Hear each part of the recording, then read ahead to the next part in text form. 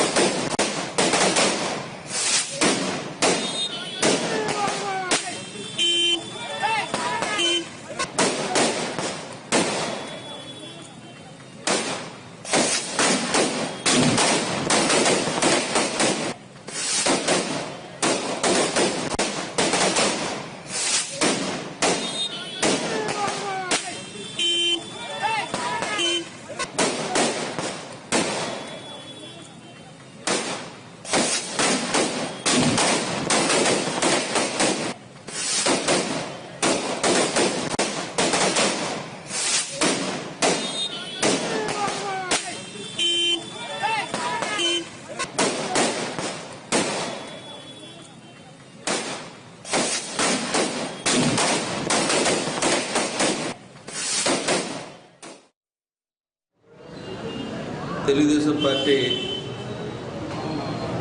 List ఒకటి ప్రథమంగా అఫీషియల్గా ఈరోజు ప్రకటించడం జరిగింది. మరి ప్రకటించిన దాంట్లో తూర్పుగోదావరి జిల్లా నుంచి ఇచ్చినటువంటి లిస్టులో నన్ను రామచంద్రపురం అభ్యర్థిగా ప్రకటించినందుకు ముఖ్యమంత్రి గారికి, పార్టీ అధ్యక్షుడి గారికి హృదయపూర్వకమైనటువంటి ధన్యవాదాలు తెలుపుతూ, ఈ రాష్ట్రానికి తెలుగుదేశం పార్టీ యొక్క నాయకత్వం అవసరం అనేటువంటిది ప్రజలందరూ కూడా కోరుకునేటువంటి సందర్భం. ఎందుకంటే గడిచినటువంటి 5 సంవత్సరాలుగా చేసినటువంటి అభివృద్ధి కానీ, లేకపోతే సంక్షేమ కార్యక్రమాలు, పేదవాళ్ళందరికీ అందించినటువంటి సంక్షేమ కార్యక్రమాలు, ఈ సమాజంలో ఉన్నటువంటి అన్ని వర్గాల వారికి కూడా న్యాయం జరిగింది. ఈ ప్రభుత్వంలో ఈ వర్గాలకు న్యాయం జరిగింది అనేటువంటి కాకుండా అన్ని వర్గాలకి న్యాయం జరిగింది.